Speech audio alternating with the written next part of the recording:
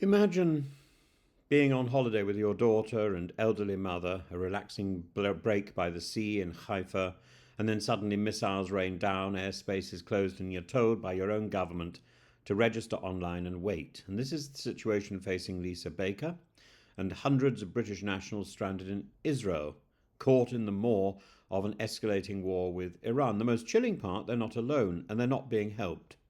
Lisa, a barrister from Leeds, is holed up in a hotel with her 15-year-old daughter and 78-year-old mother. Their flight was cancelled.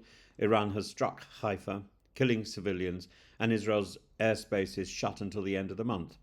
And what has the British government offered? The noble advice to find their own way to Jordan or Egypt through border crossings that may close without notice. No convoy, no airlift, no military escort, no chartered ferry to Cyprus, no realism, just slogans and silence. And they're not alone.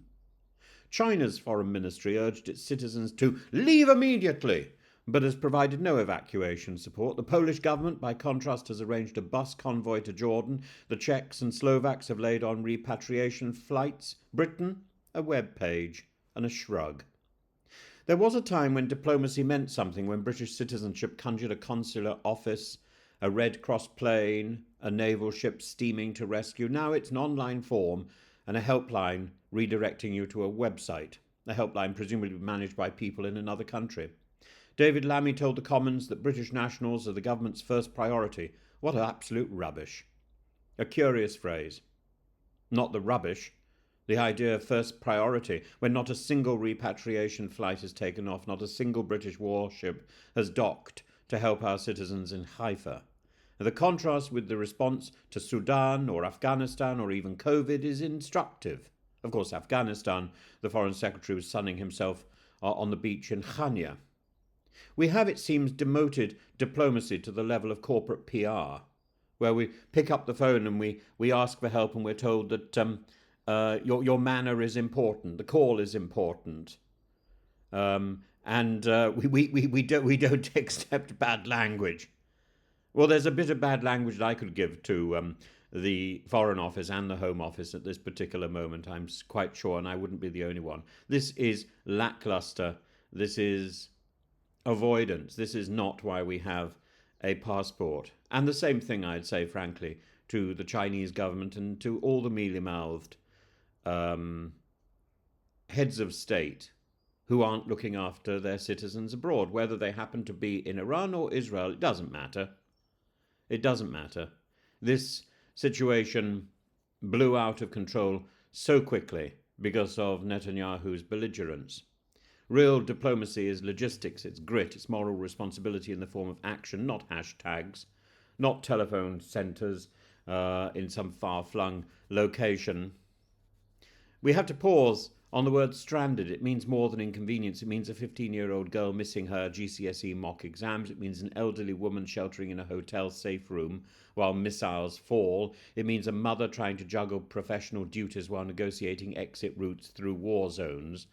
One route back to the UK involves a 3-hour journey by car to Amman, layovers in Jeddah, Riyadh, Istanbul, and costs upward of £6,000. Another requires overnight transfers to Beirut, not exactly the British Airways direct to Heathrow.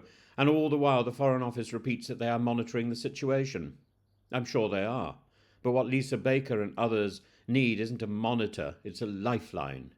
And we're witnessing the hollowing out of what used to be called statecraft. Stay alert, monitor advice, register your location.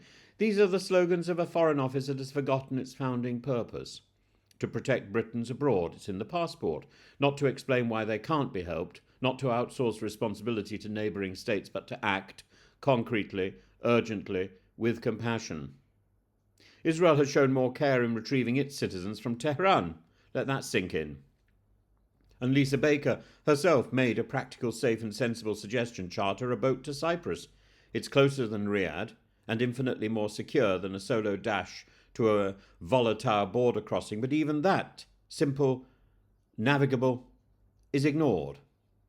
The crisis is not just about borders and bombs. It's about what citizenship means after everything else goes wrong. Diplomacy, once a tool of rescue and reassurance, has become a theatrical theatre of empty gestures.